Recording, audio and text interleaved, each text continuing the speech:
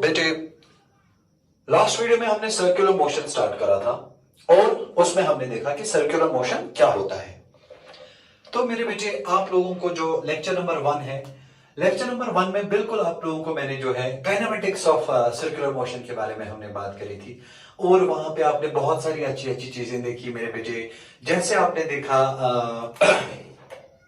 Angular displacement क्या होता है, आपने देखा कि एंगुलर वेलोसिटी क्या होता है, आपने देखा कि एंगुलर एक्सेलरेशन क्या होता है, आपने देखा कि what is the practical importance of the angular acceleration, what is the practical importance of the angular velocity. बहुत सारी चीजें मैंने आपके साथ बेटे डिस्कस करी थी। आज को जो हमारा टॉपिक होगा, आज हम बात करेंगे मेरे बेटे कि जो सर्कुलर मोशन है इसके क्या क्या टाइप्स है। सो आज का हमारा जो लेक्चर है, it is the types of circular motion. क्या दुनिया के सारे पार्टिकल्स जो है, जो भी सर्कुलर मोशन करते हैं, क्या सबों का सर्कुलर मोशन एक जैसा होता है कि या सर्कुलर मोशन में भी कुछ टाइप्स हैं, सर्कुलर मोशन भी अलग अलग तरह का हो सकता है। ये इस पे मैं थोड़ा सा 5 मिनट बात कर सकता हूं, करूंगा मेरे बेटे।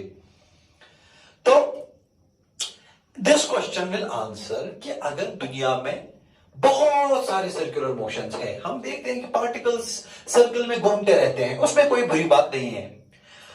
तो क्या सारे पार्टिकल्स का सर्कुलर मोशन एक जैसा होता है या अलग अलग पार्टिकल्स का अलग अलग सर्कुलर मोशन हो सकता है, एक किस्म का, दूसरे किस्म का, तीसरे। तो शॉर्ट में हम देखेंगे कि what are the possible types of the circular motion. Okay, तो बेटे मेरे, मैं आपको 2 एग्जांपल्स दूंगा, ध्यान से देखो। एक पार्टिकल सर्कुलर मोशन कर रहा है, ध्यान से देखो, और लेट अस सपोज ये वो सर्कल का सेंटर है। ये पार्टिकल यहां पर था और इसका स्पीड था 3 मीटर पर सेकंड आगे की ओर। फिर ये पार्टिकल वहां पे तो रहेगा नहीं, अब ये पार्टिकल यहां आया और इसका स्पीड जो है वो है 3 मीटर पर सेकंड नीचे की ओर।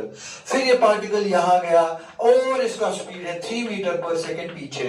फिर ये यहां आया और इसका स्पीड है 3 मीटर पर सेकंड मगर ऊपर। तो अलग अलग पॉइंट्स पे इसका स्पीड अगर आप देखोगे, tangential tangential tangential tangential every point it is, eight every point it is tangential. तो बेटे, यहां एक खास बात है। खास बात यह है कि पार्टिकल का डायरेक्शन ऑफ वेलोसिटी अलग अलग पॉइंट्स पे अलग अलग है, उसमें कोई शक नहीं है। इधर डायरेक्शन अलग, इधर अलग, इधर अलग, इधर अलग, अलग अलग पॉइंट्स पे अलग अलग डायरेक्शन है। इसका मतलब अगर मैं आपको बोलूं वेलोसिटी के बारे में कमेंट करो, आप बोलोगे sir velocity is a vector, direction changes, velocity changes. इसका मतलब यहां पार्टिकल का वेलोसिटी चेंज हो रहा है, उसमें कोई भी शक की बात नहीं है मेरे बेटे। पार्टिकल का वेलोसिटी चेंज हो रहा है, कंटिन्यूअसली वेलोसिटी चेंज हो रहा है। क्यों? क्योंकि डायरेक्शन ऑफ वेलोसिटी चेंज हो रहा है। Very good. पॉइंट नंबर 2 आपने ऑब्जर्व किया होगा, वेलोसिटी का डायरेक्शन चेंज होता है लेकिन स्पीड चेंज नहीं होता, मैग्नीट्यूड चेंज नहीं होता। यहां पर स्पीड कितना, 3 मीटर पर सेकेंड, यहां पर भी स्पीड कितना, 3 मीटर पर सेकेंड, यहां पर भी स्पीड कितना, 3 मीटर पर सेकेंड, यहां पर भी स्पीड कितना, 3 मीटर पर सेकेंड। इसका मतलब हर किसी पॉइंट पे स्पीड होगा 3 मीटर पर सेकेंड। यह बहुत अच्छी बात है। So it is a very special type of circular motion where the speed of the particle does not change with time. बहुत अच्छी बात है। पार्टिकल एक कांस्टेंट स्पीड से सर्कुलर मोशन में चल रहा है। एवरीवेयर इट इज 3 मीटर पर सेकेंड, 3 मीटर पर सेकेंड, 3 मीटर पर सेकेंड, 3 मीटर पर सेकेंड। तो इस टाइप ऑफ सर्कुलर मोशन को हम कहते हैं मेरे बेटे यूनिफॉर्म सर्कुलर मोशन। क्या कहते हैं? Uniform circular motion. So what is uniform circular motion? Uniform circular motion is the type of circular motion where the speed of the particle does not change with time. अगर मैं आपसे सवाल पूछूं, does the velocity of the particle change with time? Your answer will be, sir, yes. Speed of the particle does not change with time, but The velocity of the particle changes with the time. Why does the velocity change with the time? Because the direction of velocity changes with time. So that is one type of motion and it is called as the uniform circular motion. तो बेटे हम इधर लिखेंगे in uniform circular motion UCM, the speed of the particle does not change with time, or speed is same at every point of the circle. ये हो गया मेरे बेटे यूनिफॉर्म सर्कुलर मोशन. नीचे लिखेंगे और एक point, this was point number 1. नीचे लिखेंगे और एक पॉइंट बेटे जिसको हम नाम रखेंगे पॉइंट नंबर 2. क्या लिखेंगे पॉइंट नंबर 2 मेरे बेटे? शाबाश. The velocity, point number 2, the velocity of the particle does change with time. Does change with time. Because the direction of velocity changes. ये बिल्कुल सही बोला, गलत बोला भाई. The velocity of the particle does change with time because the direction of velocity changes. This was the point number 2 which we discussed in uniform circular motion. Now we come to point number 3. Okay. Now we come to the point number 3. अगर मैं आपसे सवाल पूछूं मेरे बेटे, क्या इस particle के पास, दिमाग मेरी ओर रखोगे मेरे बेटे, अगर मैं आपसे सवाल पूछूं क्या इस पार्टिकल के पास, किस पार्टिकल के पास जो सर्कल में घूम रहा है, यूनिफॉर्म सर्कुलर मोशन कर रहा है, क्या इस पार्टिकल के पास एक्सेलरेशन है? तो you have to think it. और 1 मिनट का टाइम आपको दूंगा मेरे बेटे, थोड़ा बहुत सोचो. अगर मैं आपसे सवाल पूछूं क्या इस पार्टिकल के पास एक्सेलरेशन है, तो आपका जवाब होना चाहिए yes, the particle does have an acceleration. Why? क्योंकि मेरे बेटे एक्सेलरेशन हम डिफाइन करते हैं dv by dt. Acceleration is not the rate of change of speed. Acceleration is the rate of change of velocity. तो यहां पर velocity of the particle is changing. If the velocity of the particle is changing, the particle does have an acceleration. Mind this point मेरे बेटे. लिखो point number 3. Since the direction of velocity is changing, the particle has an acceleration. The particle has an acceleration. Okay, तो एक सवाल का जवाब clear हो गया कि पार्टिकल के पास एक्सेलरेशन है. Very good. तो मुझे बताओ मेरे बेटे, अगर पार्टिकल के पास एक्सेलरेशन है, कितना है, उसका जवाब बाद में दूंगा. किस डायरेक्शन में है, उसका भी जवाब बाद में दूंगा. And the acceleration which the particle has, उसको हम बोलते हैं सेंट्रीपिटल एक्सेलरेशन. क्या बोलते हैं मेरे बेटे? फिर हमें याद रखना पड़ेगा. The acceleration which the particle possesses, that acceleration we call as the centripetal acceleration. कौन सा acceleration? Centripetal acceleration. वो centripetal acceleration कितना होता है, किस डायरेक्शन में होता है, उसको हम अलग से डिस्कस करेंगे. फिलहाल याद रखेंगे the acceleration is called as the centripetal acceleration. The acceleration is called as the centripetal acceleration.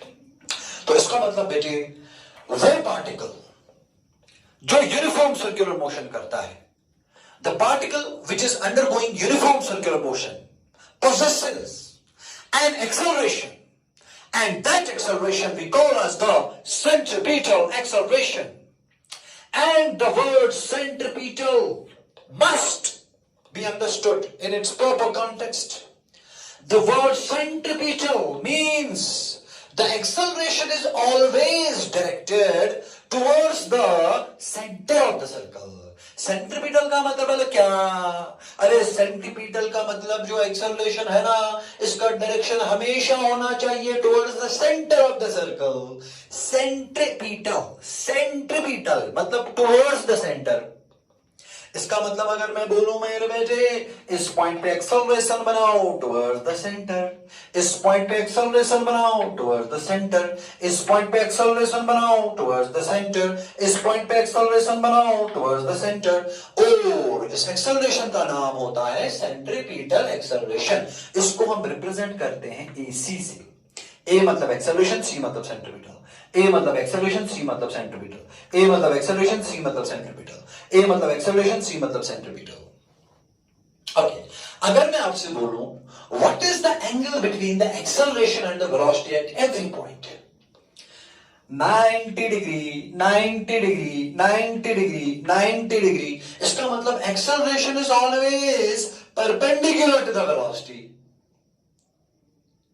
इसीलिए हम इस एक्सेलरेशन को रेडियल एक्सेलरेशन भी बोलते हैं, क्योंकि इसका डायरेक्शन हमेशा radius, radially inward, radial, radial, radial, radial मतलब along the radius, along the radius इसलिए बोलते हैं क्योंकि परपेंडिकुलर है. तो इधर सेंट्रीपिटल एक्सेलरेशन में लिखो अगला, the centripetal acceleration is perpendicular to the velocity.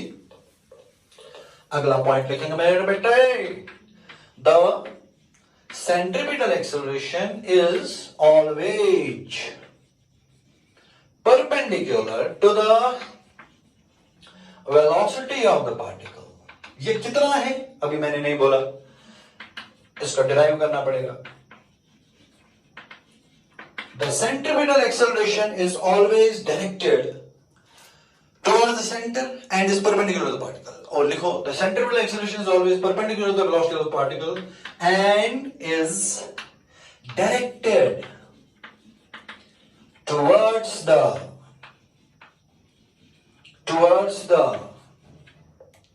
center of the circle. ये कहानी खत्म हो गई. तो बेटे हम नोट्स भी साथ साथ लिख रहे हैं बिल्कुल अच्छे से. यही नोट्स आपको चाहिए, यही आपको नोट्स जो है एग्जाम में काम आएंगे. बिल्कुल आराम से देखो. और इसीलिए हम ऑनलाइन क्लास देते हैं मेरे बेटे. देखो, हम वीडियो लेक्चर इसलिए अपलोड करते हैं मेरे बेटे ताकि हम प्रॉपर नोट्स भी आप लोगों के लिए लिख सके बोर्ड पे. अगर जूम पे क्लास देंगे, जूम का जो है प्रॉब्लम, जूम का टैब होना चाहिए. बहुत सारे टीचर्स के पास टैब नहीं है, और अगर है भी तो बेटे मेरे जो जूम का स्क्रीन होता है ना, जूम का स्क्रीन बहुत ही छोटा होता है.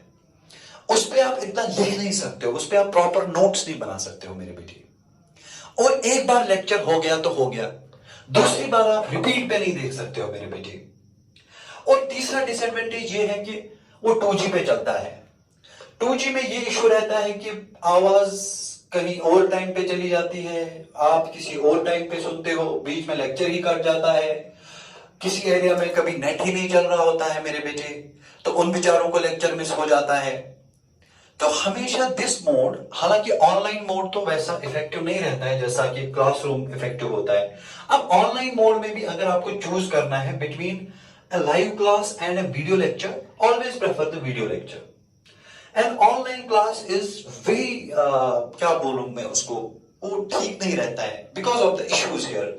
2G इशू है, स्क्रीन फोन का बहुत छोटा है, लिख नहीं सकते हो आप प्रॉपर. और अगर मैं लिखूंगा, मैं एक जमाने में लिखूंगा आपकी स्क्रीन पे दूसरे जमाने में आएगा. और लाइव क्लास का सबसे बड़ा असल में क्या है, लाइव क्लासेस को इसलिए इंट्रोड्यूस किया था ताकि बच्चा ड्यूरिंग क्लास अपना डाउट पूछ सके।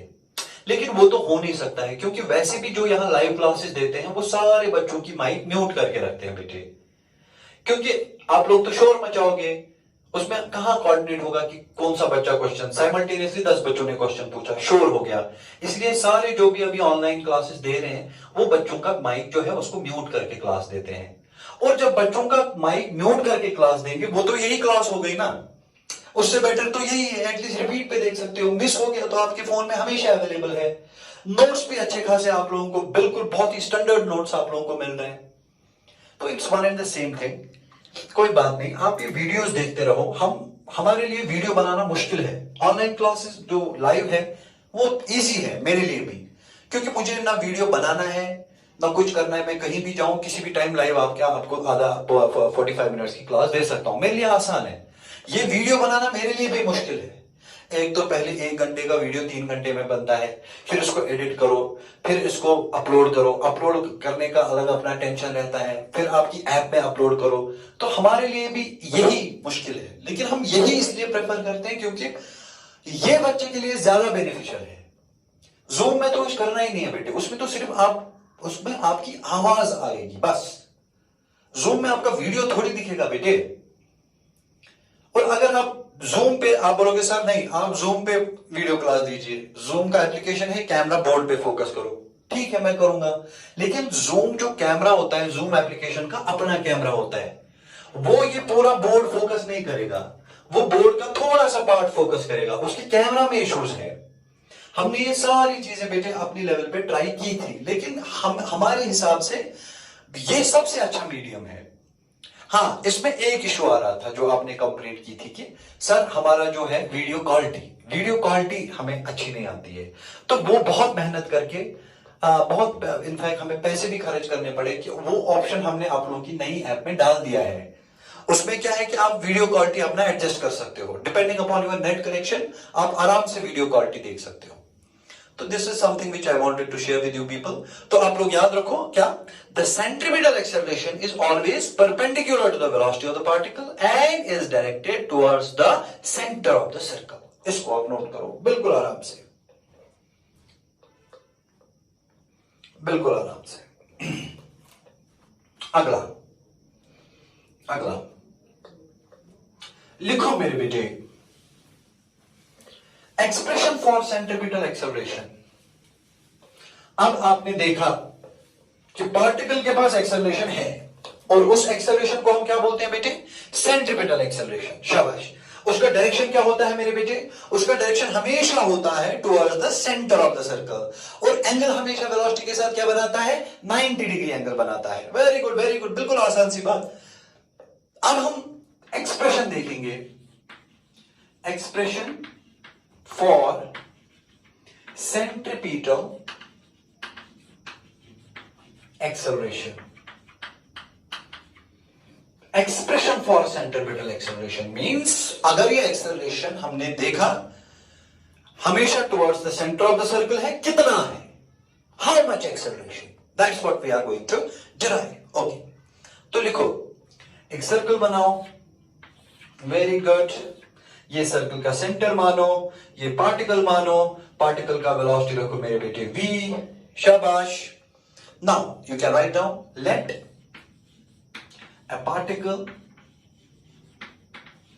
of mass m move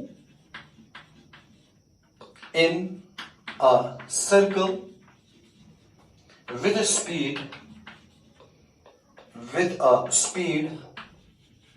v as shown in the figure. Let R be the radius of the circle. इस सर्कल का रेडियस कितना मेरे बेटे हमने माना R। चलो आगे, चलो आगे। ये सब कॉपी करने के बाद लिखो, ये सब कॉपी करने के बाद लिखो मेरे बेटे,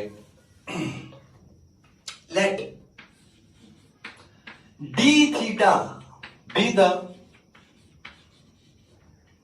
small angular displacement of the particle.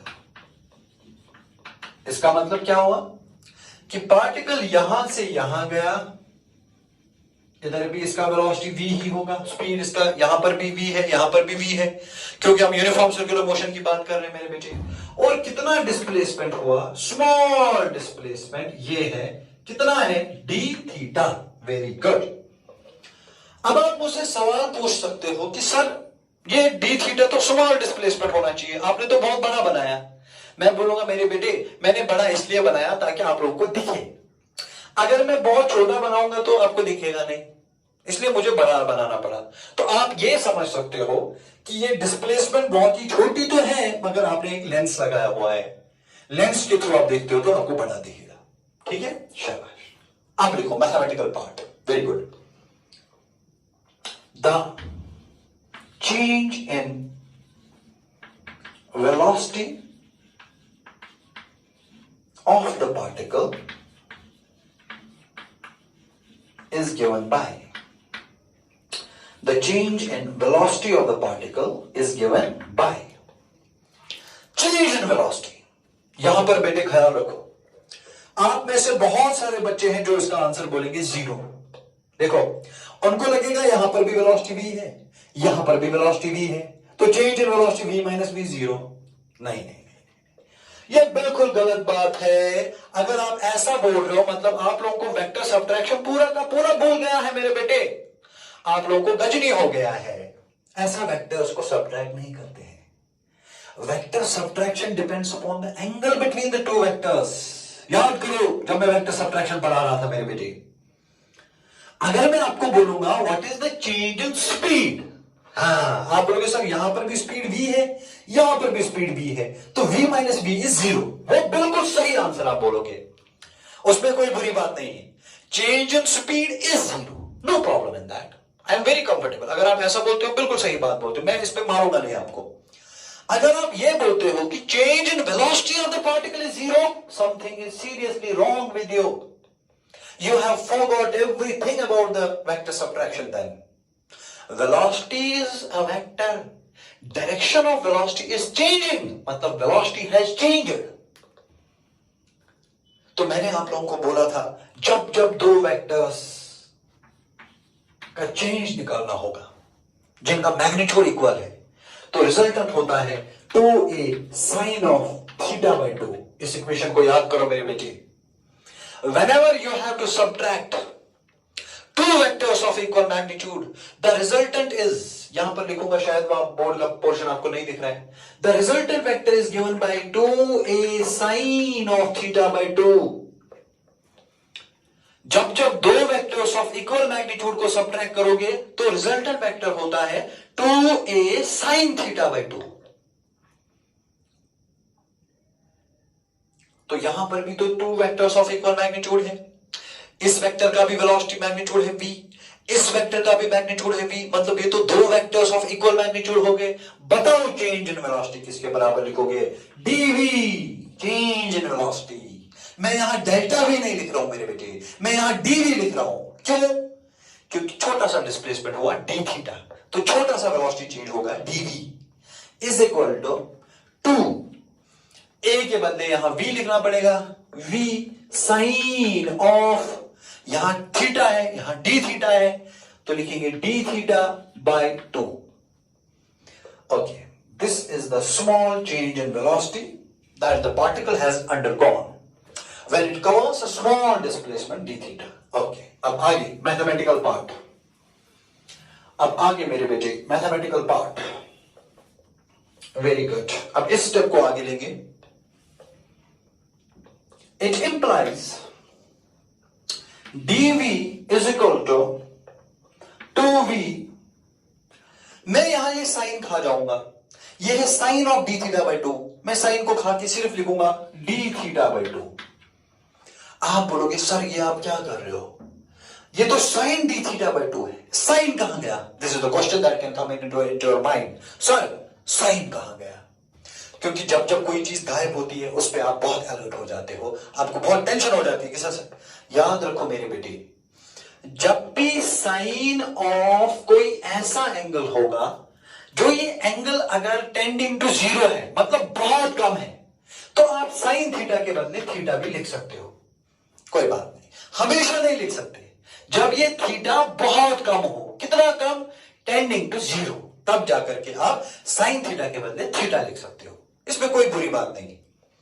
तो यहां भी तो डी थीटा है, डी थीटा है ना टेंडिंग टू 0, क्योंकि ये तो स्मॉल डिस्प्लेसमेंट है, इसलिए मैंने साइन डी थीटा के बदले, साइन डी थीटा बाय 2 के बदले डी थीटा बाय 2 लिखा, साइन गायब। ऐसा हम करते हैं मैथ्स में। सो 2 cancel, it implies dv is equal to v d theta. Very good, very good. आगे आगे आगे आगे आगे, differentiating both sides with respect to time करो, differentiating both sides with respect to time, तो यहां आएगा dv by dt is equal to v d theta by dt. Very good. What is dv by dt? ये तो acceleration हो गया मेरे बेटे। v, what is d theta by dt? Last का लेक्चर याद करो, rate of change of angular displacement, that is omega. So d theta by dt is omega. Lecture number 1 में पढ़ा चुका हूं मेरे बेटे। तो एक्सेलरेशन किसके बराबर आया? v into omega. Very good, इसमें कोई बुरी बात नहीं है, इसको नाम रखो equation number 1। Acceleration is v into omega, इसका नाम रखो बेटे इक्वेशन नंबर 1। फिर लिखो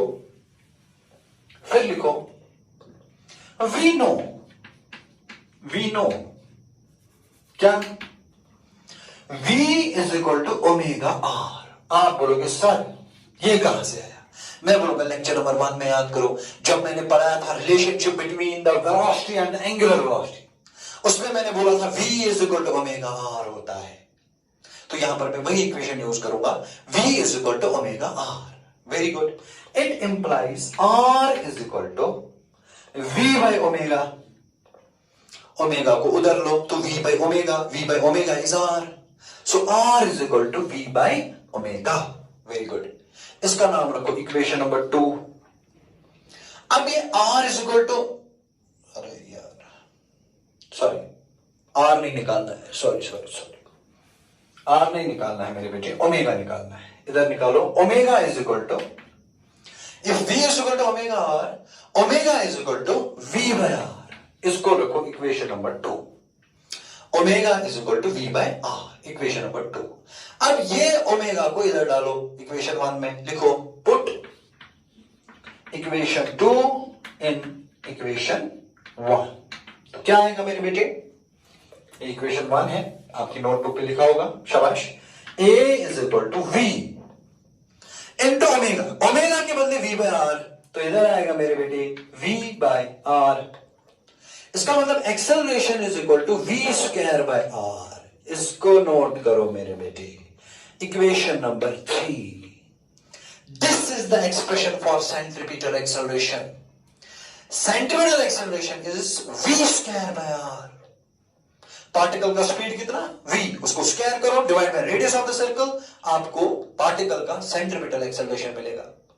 तो नोट करो नीचे, equation 3 is the mathematical expression for, equation 3 is the mathematical expression for centripetal acceleration of the particle. Equation 3 is the mathematical expression for the centripetal acceleration of the particle. Very good, ये 5 mark question आपसे पूछा जा सकता है। Equation 3 is the mathematical expression for the centripetal acceleration of the particle.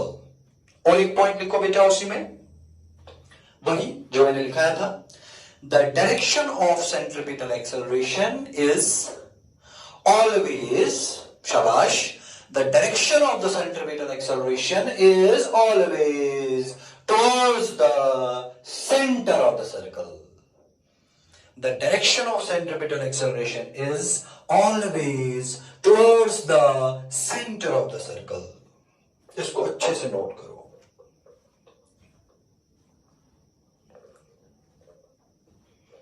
इसको अच्छे से note करो।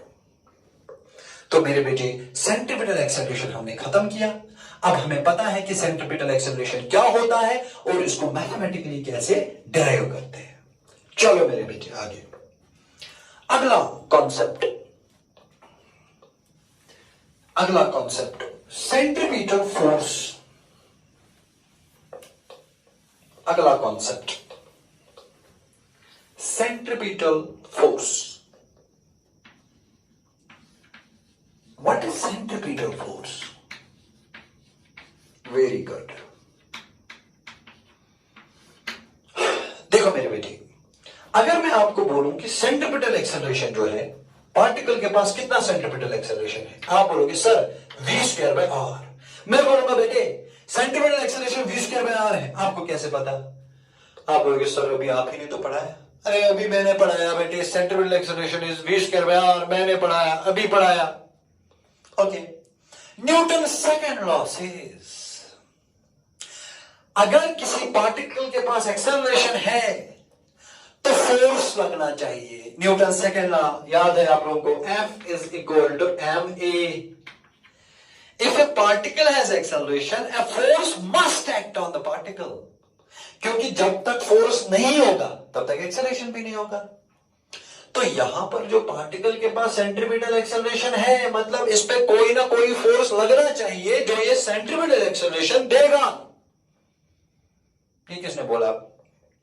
बासत सर ने तो नहीं बोला, ये तो न्यूटन भाई साहब ने बोला कि जब जब एक पार्टिकल के पास एक्सेलरेशन होगा, एक्सेलरेशन है तो मतलब इस पे जरूरी है कि कोई ना कोई एक्सटर्नल फोर्स लगना चाहिए जो वो एक्सेलरेशन दे। तो इस पार्टिकल पे भी एक फोर्स लगता है, उसी को हम सेंट्रीपिटल फोर्स बोलते हैं। कहानी खत्म। बट मैं इसको कॉन्सेप्चुअली पूरा ठीक करना चाहूंगा। बहुत सारे बच्चों को सेंट्रीपिटल फोर्स के बारे में कंफ्यूजन होते हैं। मैं ये सेंट्रीपिटल फोर्स को क्लियर करूंगा। आप इसका डेफिनेशन लिखो। Centripetal force is the force required by the particle to describe a circle. It continuously changes the direction of velocity of the particle without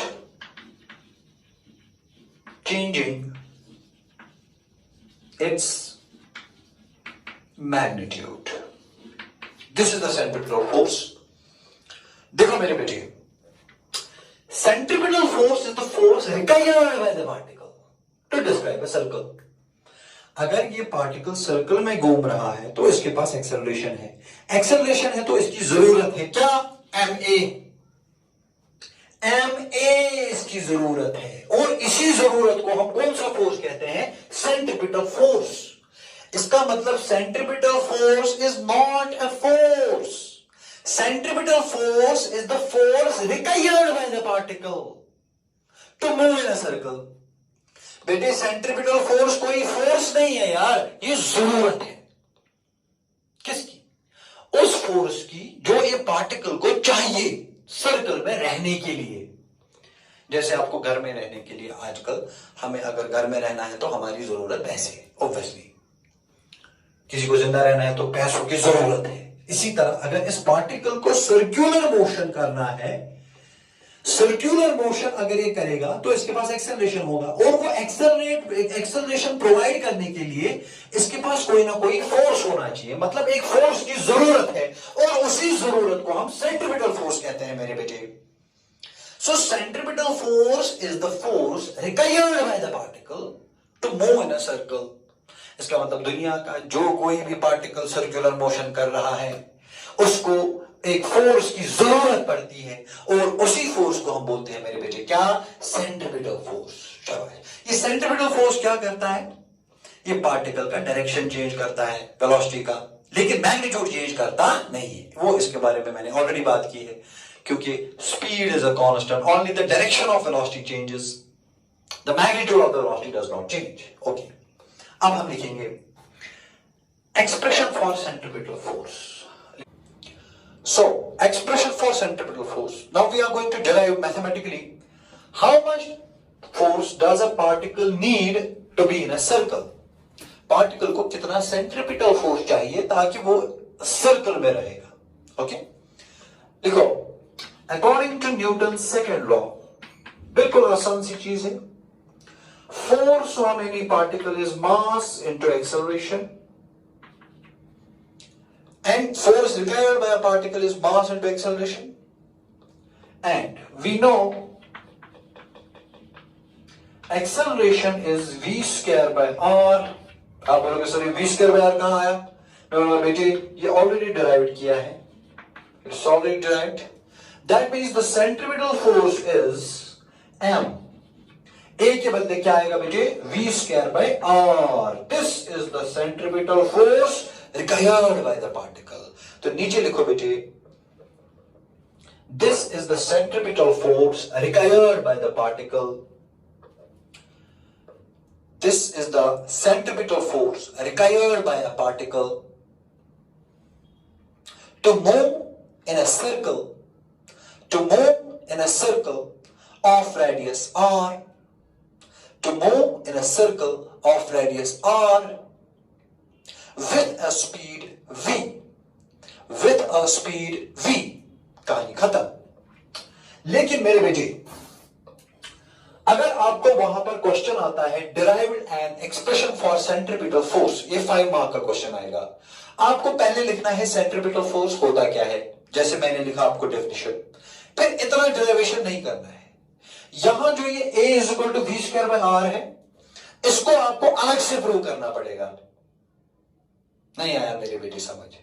centripetal expression का, सॉरी सेंट्रीपिटल फोर्स का अगर examiner बोलेगा expression derive करो, तो आप इतना ही नहीं करोगे, आप सबसे पहले डिराइव करोगे एक्सप्रेशन फॉर सेंट्रीपिटल एक्सेलरेशन, फिर वो सेंट्रीपिटल एक्सेलरेशन इस इक्वेशन में यूज करके आपको सेंट्रीपिटल फोर्स निकालना पड़ेगा। So that's how things are done.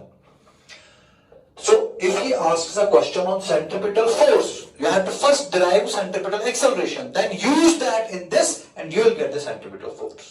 Okay? चलो मेरे बेटे, तो अब अभी तक हमने ये समझा कि centripetal force is the force required by the particle to move in a circle of radius r. ये जरूरत है। अब बेटे मेरे, ये जरूरत को कोई ना कोई एजेंट पूरा करना चाहिए। There are various agents जो ये जरूरत पूरी करते हैं। मैं कुछ एग्जांपल्स दूंगा मेरे बेटे, आप नोट करो।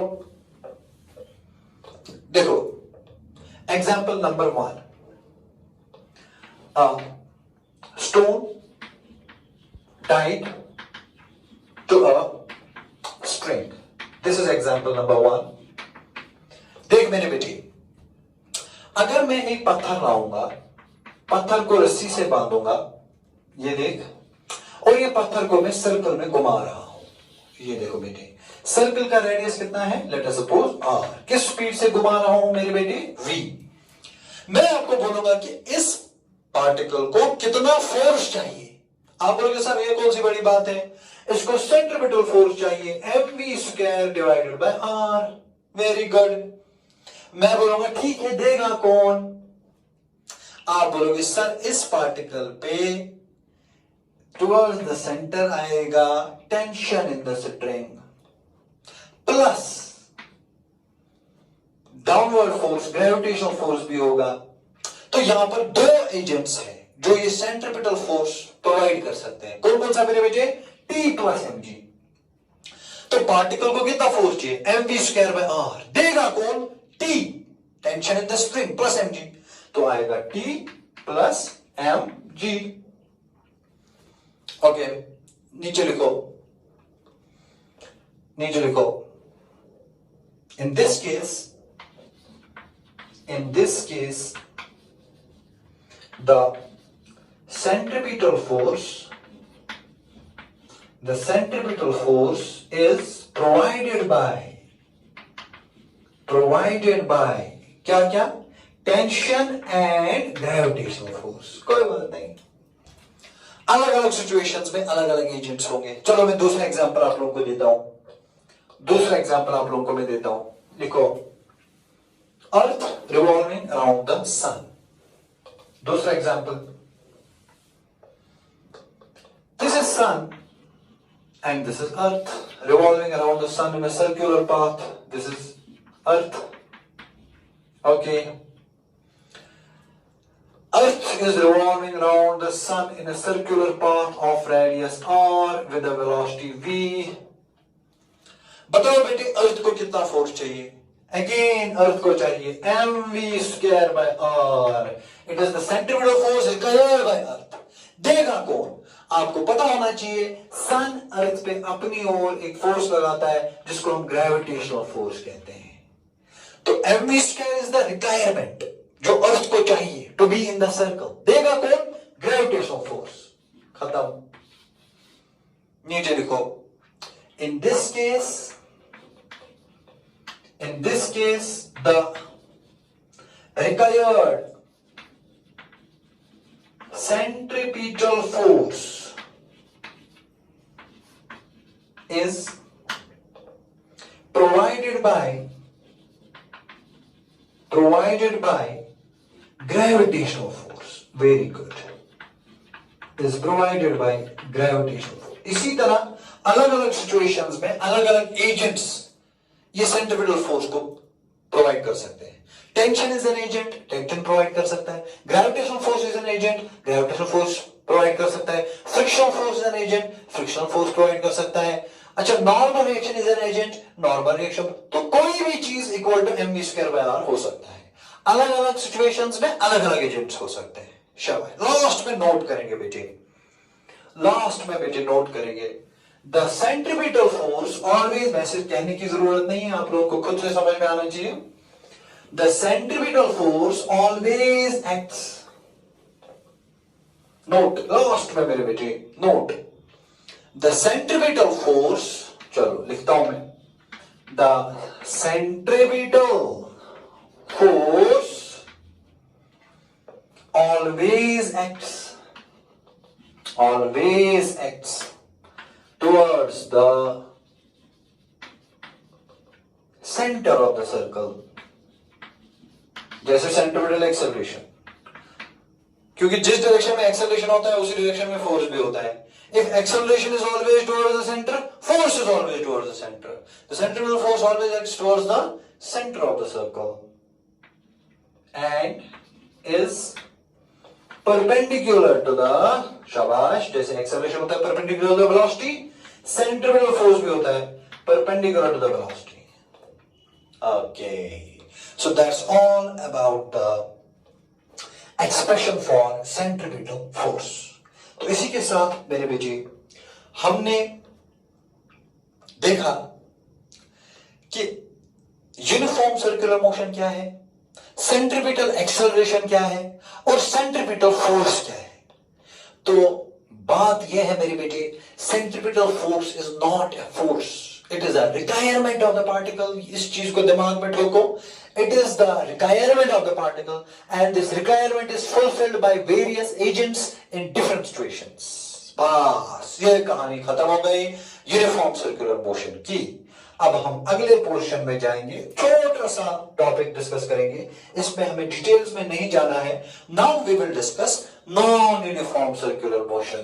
चलो मेरे बेटे लिखो, non uniform circular motion. Non-uniform circular motion। आपको खुद से समझ आना चाहिए कि नॉन यूनिफॉर्म सर्कुलर मोशन में क्या होगा। Very good. आपको खुद से समझ में आना चाहिए कि नॉन यूनिफॉर्म सर्कुलर मोशन में क्या होगा। देखो मेरे बेटे, यूनिफॉर्म सर्कुलर मोशन में पार्टिकल का स्पीड चेंज नहीं हुआ था। नॉन यूनिफॉर्म सर्कुलर मोशन में पार्टिकल का स्पीड भी चेंज होगा। मतलब ये लेट अस सपोज यहां पर पार्टिकल का स्पीड है 10 मीटर पर सेकेंड, अगले पॉइंट पे है 9 मीटर पर सेकेंड, अगले पॉइंट पे है 8 मीटर पर सेकेंड, अगले पॉइंट पे है 7 मीटर पर सेकेंड, अगले पॉइंट पे है 12 मीटर पर सेकेंड, अगले पॉइंट पे है 14 मीटर पर सेकेंड। इसका मतलब यहां पर वेलोसिटी भी चेंज हो रहा है, both in magnitude as well as direction. Uniform में सिर्फ डायरेक्शन चेंज हुआ था वेलोसिटी का, नॉन यूनिफॉर्म में वेलोसिटी का मैग्नीट्यूड भी चेंज, 10 से 9, 9 से 8, 8 से 7, 7 से 12, 12 से 14, मैग्नीट्यूड भी चेंज हो रहा है, डायरेक्शन भी चेंज हो रहा है वेलोसिटी का। तो मैं कह सकता हूं in non uniform circular motion the speed of the particle changes with time. उसमें बोला था नॉट चेंजेस विद टाइम, इसमें बोलेंगे चेंजेस विद टाइम। तो लिखेंगे मेरे बेटे, in this type of circular motion the speed of the particle changes with time, with time। दूसरी चीज मेरे बेटे, अगर पार्टिकल का स्पीड चेंज हो रहा है तो इस पार्टिकल में बेटे दो एक्सेलरेशन होनी चाहिए। नंबर 1 सेंट्रीपिटल एक्सेलरेशन होना चाहिए और नंबर 2 टेंजेंशियल एक्सेलरेशन होना चाहिए। आप बोलोगे सर क्यों दो क्यों? मैं बोलूंगा मेरे बेटे सेंट्रीपिटल एक्सेलरेशन वेलोसिटी का डायरेक्शन चेंज करेगा और टेंजेंशियल एक्सेलरेशन वेलोसिटी का मैग्नीट्यूड चेंज करेगा। यह बहुत अच्छी चीज है। यूनिफॉर्म सर्कुलर मोशन में पार्टिकल के पास सिर्फ और सिर्फ सेंट्रीपिटल एक्सेलरेशन होता था, तो वेलोसिटी का सिर्फ डायरेक्शन चेंज होता था। अभी वाले पार्टिकल के पास सेंट्रीपिटल एक्सेलरेशन भी है, टेंजेंशियल एक्सेलरेशन भी है। सेंट्रीपिटल एक्सेलरेशन क्या करता है? पार्टिकल का डायरेक्शन ऑफ वेलोसिटी चेंज करता है और टेंजेंशियल एक्सेलरेशन क्या करता है? पार्टिकल की वेलोसिटी का मैग्नीट्यूड चेंज करता है या स्पीड चेंज करता है। तो लिखो मेरे बेटे, the particle possesses centripetal acceleration and tangential acceleration. Very good, very good, very good. The particle possesses centripetal acceleration and tangential acceleration. अगला पॉइंट मेरे बेटे,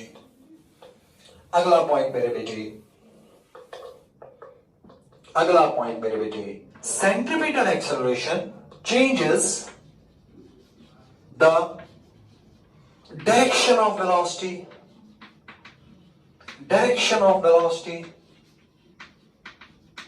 and tangential acceleration changes the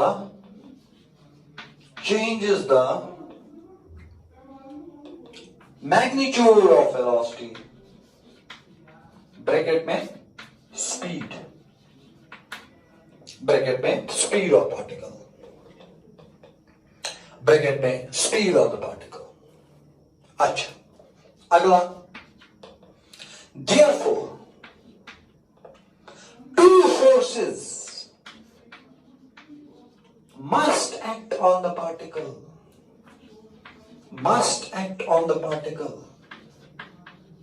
कौन कौन सा? Number 1 centripetal force, number 2 tangential force. बताओ बेटे क्यों? अरे भाई दो एक्सेलरेशन है तो दो फोर्स की जरूरत पड़ेगी ना। सेंट्रीपिटल एक्सेलरेशन हो तो सेंट्रीपिटल फोर्स की जरूरत पड़ेगी, टेंजेंशियल एक्सेलरेशन है तो टेंजेंशियल फोर्स की जरूरत पड़ेगी। Very good, very good, very good. चलो मेरे बेटे आगे, अब थोड़ा सा मैथमेटिक्स देखो। मैथमेटिकली थोड़ा सा मेरे बेटे मैथमेटिक्स करेंगे। देखो मैथमेटिकली, शाबाश, Centripetal acceleration is v square by r. Equation number 1. Tangential acceleration is dv by dt. Equation number 2. बताओ मेरे बेटे नेट एक्सेलरेशन पार्टिकल के पास कितना होगा? देखो नेट होगा ये और ये, मगर आप देखो मेरे बेटे सेंट्रीपिटल एक्सेलरेशन और टेंजेंशियल एक्सेलरेशन में एंगल हमेशा होगा 90 डिग्रीज। इसका मतलब नेट एक्सेलरेशन होगा under root of centripetal acceleration का स्क्वायर प्लस टेंजेंशियल एक्सेलरेशन का स्क्वायर, क्योंकि वेक्टर्स है। तो net acceleration is under root of centripetal acceleration का स्क्वायर प्लस टेंजेंशियल एक्सेलरेशन का square. Very good. So that is all about the non uniform circular motion. तो क्या होता है बेटे नॉन यूनिफॉर्म सर्कुलर मोशन? जहां पार्टिकल का स्पीड भी चेंज होता है और डायरेक्शन ऑफ वेलोसिटी भी चेंज होता है, जहां पार्टिकल के पास सेंट्रीपिटल एक्सेलरेशन भी होता है और साथ साथ टेंजेंशियल एक्सेलरेशन भी होता है। कितना centripetal acceleration? v square by r। कितना tangential acceleration? dv by dt। तो नेट एक्सेलरेशन हमेशा होगा बराबर under root of centripetal acceleration का स्क्वायर प्लस टेंजेंशियल एक्सेलरेशन का स्क्वायर। आप लोग सर ये कहां से आया? मैं बोलूंगा बेटे इन दो को ऐड करोगे एंगल 90 है तो रिजल्टेंट आएगा अंडर रूट ऑफ दिस का square plus under root this का square, because we are doing vector addition and you know the rules of vector addition. So that's all about the circular motion का dynamics. Now in third video we will do the applications of circular motion. Banking of roads जिसमें आता है वो बिल्कुल आधे 30-40 minutes की बात है। इसी के साथ हमारा सर्कुलर मोशन खत्म हो जाएगा। तो इसके साथ ही हम अपना वीडियो नंबर 3 भी अपलोड करने वाले हैं। इसको आप पहले अच्छे से देख लो। Thank you so much. दुआ में याद रखना। अस्सलाम वालेकुम।